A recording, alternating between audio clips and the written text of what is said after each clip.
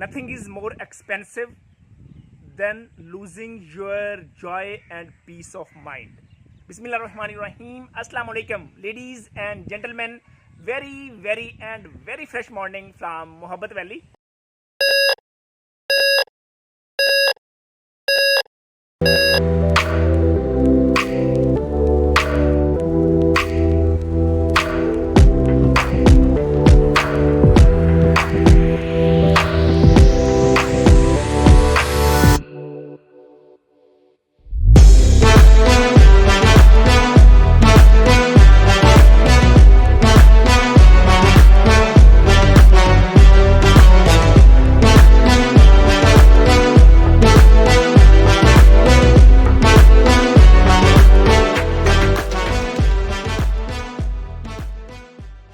एक माँ और बेटी इकट्ठी रहती थी। बेटी बहुत ज़्यादा लंबी भी नहीं थी, बहुत छोटी भी नहीं थी, बहुत गुड लुकिंग भी नहीं थी, बहुत अगली लुकिंग भी नहीं थी, लेकिन वो एक जगह पे जॉब कर रही थी।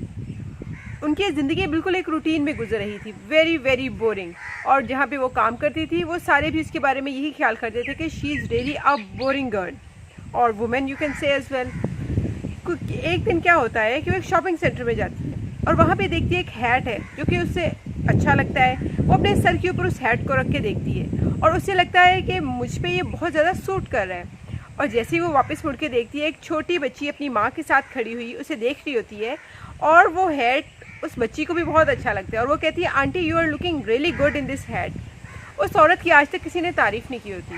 वो बड़ी खुश होती है, बहुत इनर जॉय फील करती है। उतनी देर में दुकानदार भी उसे देखते हैं तो कहते हैं, ma'am you are looking very different with this hat. वो बहुत खुश होती है, वो कहती है मैं इसे ख़रीद ही लेती हूँ। वो उसके पैसे पे करती है और बाहर चली जाती है। बाहर निकलती है तो उससे लगता है आज तो दरख्त भी बहुत ही खूबसूरत हो रहे हैं, परिंदे बहुत अच्छा चहचहा रहे हैं। ऑफिस में जाती है तो वॉचमैन भी उसे नोट करता है, मैम आज आप बहुत डिफरेंट लग रही हैं। दोपहर में लंच टाइम मैनेजर भी उसे कहता है, have a lunch with me, और मुझे बताएं कि आप यहाँ पे काम से खुश भी हैं या नहीं खुश हैं। जब वो घर जाती है तो घर में जैसे ही उसकी माँ दरवाज़ा खोलती है वो उसे कहती है, मारिया आज तुम बहुत डिफरेंट नज़र आ रही हो, तुम्हारी आंखों में वो चमक है जो बचपन में होती है। वो अपनी माँ को कहती है, this is all because of the hat. उसकी माँ बहुत हैरान होती है, वो कहती है कौन सा हैट। वो अपने सर पे देखती है, उसके सर पे कोई हैट नहीं होता। उसकी माँ पूछती है, बेटा तुम क्यों कह रही हो तुम्हारे सर पे कोई हैट है। वो सोचती है क्या हैट में गाड़ी में तो नहीं भूल आई। जैसे वो अपनी मेमोरी रिकॉल करती है तो उसे पता लगता है कि अपना हैट तो मैं जब पैसे पे करने लगी थी वहीं पे छोड़ आई थी। It was all of my inner Joy, मेरी अंदर की फीलिंग्स थी, मेरा इंटरनल माइंड की स्टेट थी जो कि आज पूरा दिन मेरी पर्सनैलिटी में दिखती रही और जिसने आज के दिन को मेरी ज़िंदगी का बेहतरीन दिन बना दिया। लेडीज एंड जेंटलमैन, आपकी इंटीरियर एम्पायर कैसी है, आपके अंदर का खजाना कैसा हुआ है, और अंदर के खजाने के लिए आपको रोजाना कम से कम 4 चीज़ों के ऊपर लाजमी काम करना चाहिए। हम वैसे 12 कैटेगरीज कहते हैं, लेकिन 4 चीज़ें आप लोगों के साथ शेयर करने जा रहे हैं। नंबर 1 है आपकी हेल्थ एंड फिटनेस। कहीं आप मुर्दा जिंदगी तो नहीं गुजार रहे। कैन यू इमेजिन, मुर्दा लोग इस दुनिया को चेंज नहीं कर सकते। इस दुनिया को चेंज करने के लिए आपको जिंदा होना पड़ेगा। जिंदगी के लिए आपको रोजाना अपनी फिजिकल फिटनेस पे काम करना पड़ेगा। और फिजिकल फिटनेस के साथ साथ आप इस मुंह में क्या डाल रहे हैं, आप इस बेहतरीन बॉडी के अंदर क्या डाल रहे हैं, ये अल्लाह की दी हुई दुनिया की बेहतरीन किस्म की बॉडी, इसके अंदर कैसा फ्यूल डाल रहे हैं। अगर आप कचरा डाल रहे हैं, यकीन माने लाइफ डेड हो जाएगी। आप सांसें ले रहे होंगे, हो सकता है 90 साल तक आप जिंदा रहें, सांस ले रहे हो, लेकिन आप डेड जिंदगी गुजार रहे होंगे। और जब आप डेड होंगे तो आप जिंदगी को रेडिएट कैसे कर सकते हैं दूसरों के अंदर, अपनी फैमिली के अंदर, अपने बच्चों के अंदर, अपनी लोकेलिटी के अंदर, इस कंट्री के अंदर आप कैसे कंट्रीब्यूट कर सकते हैं। और आपकी जो दूसरी एम्पायर है लेडीज एंड जेंटलमैन, वो आपकी इंटेलेक्चुअल लाइफ है, वो आपका माइंड सेट है, वो आपकी साइकोलॉजी है। आप कैसी बुक्स पढ़ते हैं, कैसे कोर्सेज लेते हैं और अपने माइंड सेट को कितना वर्ल्ड क्लास बना रहे हैं। और आपकी जो तीसरी कैटेगरी है इसके अंदर, वो आपकी इमोशनल लाइफ है, वो आपका हार्ट सेट है। आपके इमोशंस कैसे हैं, आप गुस्सा करते हैं, प्यार करते हैं, नफरत करते हैं, इन इमोशंस में कितने बह जाते हैं, या बैलेंस रखते हैं, या लर्न करते हैं और इन्हें कंट्रोल करते हैं।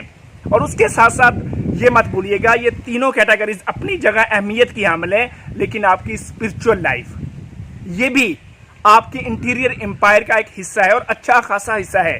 स्पिरिचुअल लाइफ से मुराद यहाँ पे हम मजहब की बात नहीं करते। मजहब है, आप जिस भी मजहब से तल्लक रखते हैं, ये आपकी ऑथेंटिसिटी की बात हो रही है, आपके कैरेक्टर की बात हो रही है, आपकी डिसेंसी की बात हो रही है। लिहाजा अपनी स्पिरिचुअलिटी को भी आप रोजाना कितना ग्रो करते हैं, इन चारों सेट्स के ऊपर, इन चारों कैटेगरीज के ऊपर आप रोजाना अंदर से कितने ग्रो हो रहे हैं, उतने ही बाहर आप इंपैक्ट दे पाएंगे। अगर आप अंदर से मरे हुए हैं, आपकी हेल्थ मरी हुई है, आप इंटेलेक्चुअली मरे हुए हैं, आपके इमोशंस बहुत ज्यादा हैं कि आप गुस्सा करते हैं तो अखीर का गुस्सा करते हैं और कुछ नहीं समझते, आपके सामने कोई बैठा हुआ है और आपका अपने रब के साथ, हायर पावर के साथ रोजाना रिलेशनशिप बेहतर नहीं हो रहा, तो यकीन माने, जैसे डॉक्टर आमना ने कहा, वो अपनी टोपी, अपनी हैट तो वहां भूल आई, लेकिन उसके अंदर की जो जॉय थी उसकी वजह से वो तब्दील हो गई। सेम लेडीज एंड जेंटलमैन, हम मर जाते हैं अगर हमारे अंदर जॉय और पीस ऑफ माइंड नहीं है। और पीस ऑफ माइंड के लिए आपको अपने इंटीरियर एम्पायर पे काम करना पड़ेगा, और ये सबसे मुश्किल काम है, सबसे मुश्किल काम है जो अभी तक हम दोनों मियाँ बीवी ने देखा है, अपने ऊपर काम करना। It's not easy game. बाहर हम बहुत कुछ सजा लेते हैं, बड़े खूबसूरत घर बना लेते हैं, गाड़ियां ले लेते हैं, बहुत कुछ खड़ा कर लेते हैं, अपनी एक्सटीरियर एम्पायर बहुत बड़ी बना लेते हैं, लेकिन हमारी इंटीरियर एम्पायर मरी रहती, अंदर से हम मर जाते हैं। तो क्या आप उनमें से तो नहीं हैं जो अंदर से मर रहे हैं और बाहर से बहुत कुछ बना रहे हैं?